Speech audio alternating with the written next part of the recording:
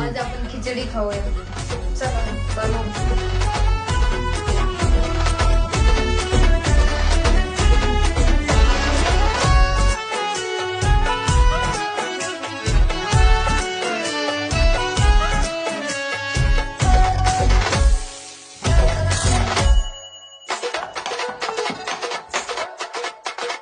load शेडिंगचा वार बिन होता तरी बी गेली बिजली गावन हाताला आलं न लसून वय मी लय घाबरली